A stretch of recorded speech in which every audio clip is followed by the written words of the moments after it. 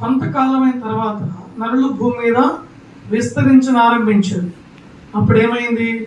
నరుల యొక్క హృదయం కేవలము చెడ్డదనియు, వారి హృదయ తలంపులు, వారి హృదయం నుండి వచ్చే ఆలోచనలు చెడ్డవని దేవుడు గుర్తించి నరుల విషయమై, అంటే నరుల నిమిత్తము పశ్చాత్తాపడ్డాడు. ఎందుకని? వారు చాలా భయంకరమైన చెడు కార్యాలు, ద్రోహ కార్యాలు చేస్తున్నారు, చెడ్డ మాటలు మాట్లాడుతున్నారు, వావి వరుసలు తప్పి పాపంలో ఉన్నారు. అందుకని ఆకాశం ఉన్న దేవుడు చూసినప్పుడు నరుల యొక్క హృదయం చెడిపోయింది, అంటే కంపు కొట్టి కుళ్ళిపోయిందని అర్థము. అందుకని నేను భూమి మీద నరుని ఎందుకు నిర్మించానా? నరుడు ద్వారా నేను మహిమ పొందుకోవాలనుకున్నా. నరుడు నన్ను స్తుతిస్తే నేను ఆనందించాలనుకున్నా. నరుడు నా ఎడల భయము భక్తి కలిగి నడుచుకుంటాడు అనుకున్నా. నరుడు నన్ను ప్రేమిస్తాడని అనుకున్నా. నేను అనుకున్నదల్లా కూడా ఒక్కటి కూడా నరుడు చేయకుండా భూమి మీద చెడ్డ కార్యాలు చేస్తున్నాడు, తప్పుడు మార్గం నడుస్తున్నాడు, పాపము చేస్తున్నాడు, భయంకరంగా వాయువర్షలు తప్పి దుర్మార్గమైన పనులు చేస్తున్నాడని ప్రభువు సంతాపము నొందాడు. ఎక్కడ? హృదయంలో సంతాపము, తన మనసులో సంతాపము నొందాడు.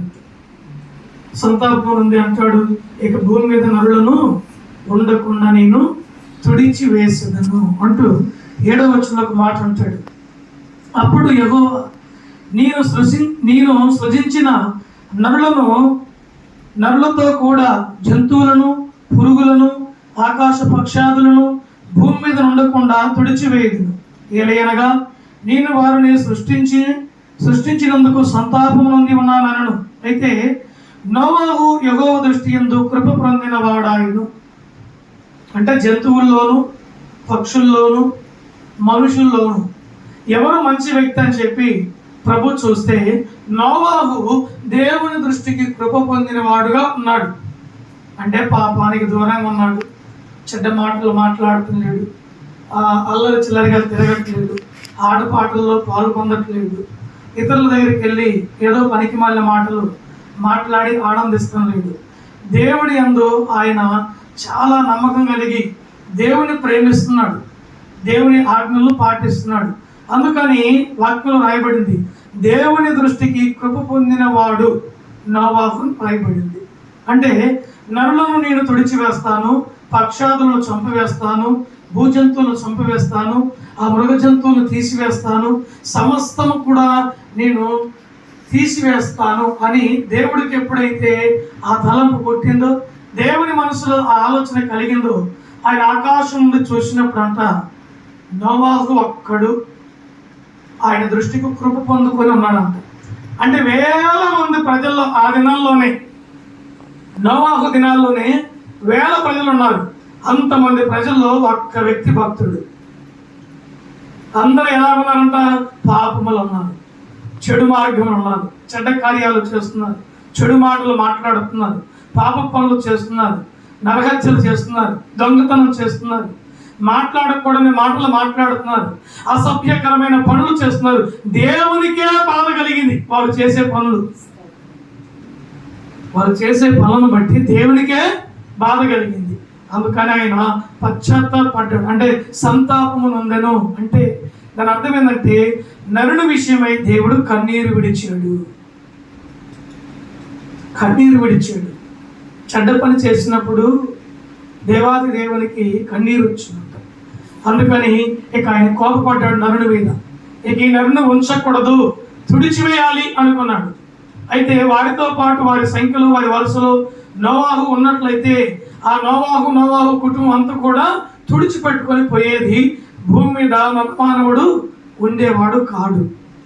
అయితే ఆయన చూసినప్పుడు ఈ ప్రజలందరినీ తీసివేస్తాను అనుకున్నప్పుడు ఈ నోవాహు దేవుని దృష్టికి కృపను పొందుకున్నాడు, దేవుని కనికరాన్ని పొందుకున్నాడు, దేవుని ప్రేమించే వానిగా కనపడ్డాడు ప్రభువుకు నోవాహు. అందుకని ఆయన జల ప్రవాహము కుమ్మరించినప్పుడు నోవాహు కుటుంబం వరకు దేవుడు ఓడను కట్టించి ఓడలోనికి రమ్మన్నాడు. అంటే ఆ కుటుంబీకులు అందరూ 8 మంది ముగ్గురు కొడుకులు, ముగ్గురు కోడళ్ళు, భార్య, భర్త, 8 మందిని ఓడలోనికి రమ్మన్నాడు. ఓడలో ప్రవేశపెట్టాడు. ఈ కుటుంబాన్ని దేవుడు రక్షించాడు. కారణము దేవుని దృష్టికి కృప పొందిన వాడిగా ఉన్నాడు.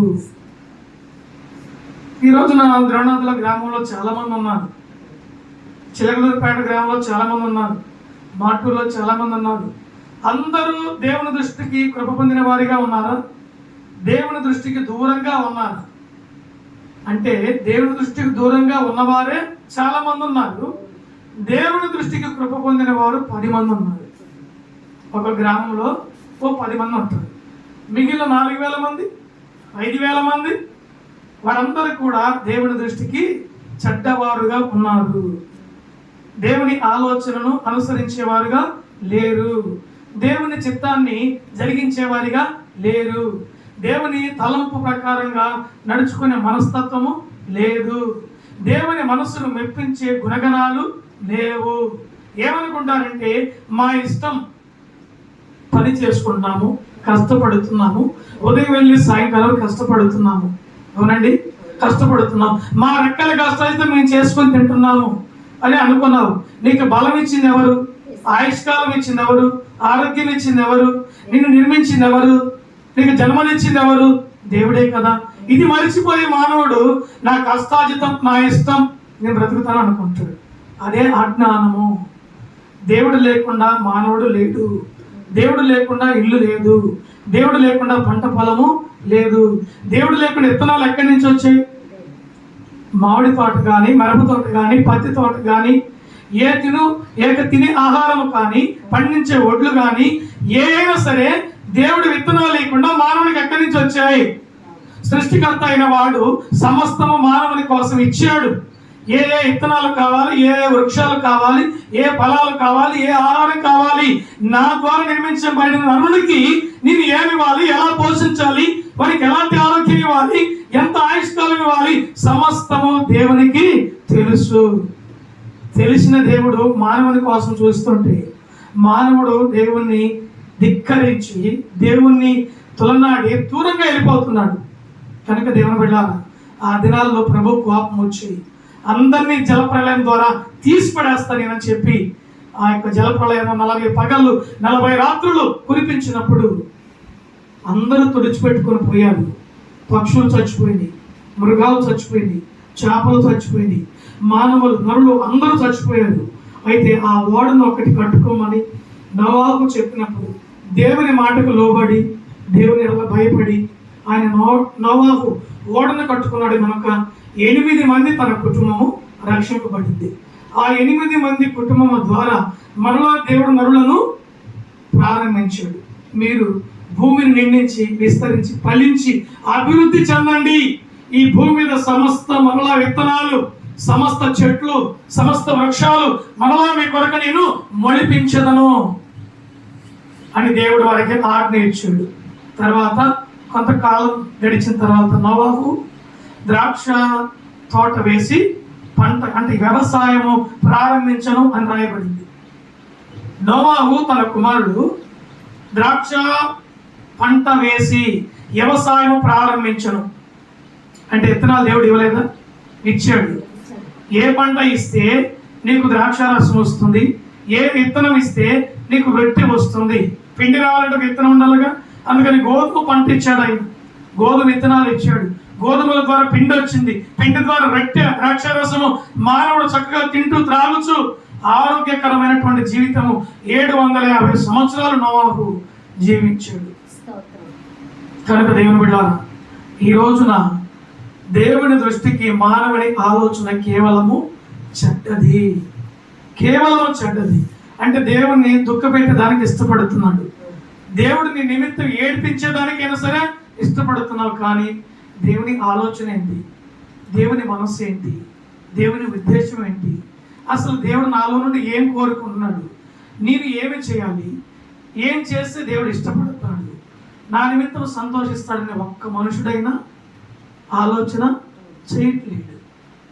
కనుక దేవుని బిడ్డలారా, మనము చేయవలసిన ఆలోచన దేవుని గురించి అంత చేయాలి. రూపాయిలో 10 పైసలు వంతైన ఓ 10% అయినా మనం ఆలోచించండి.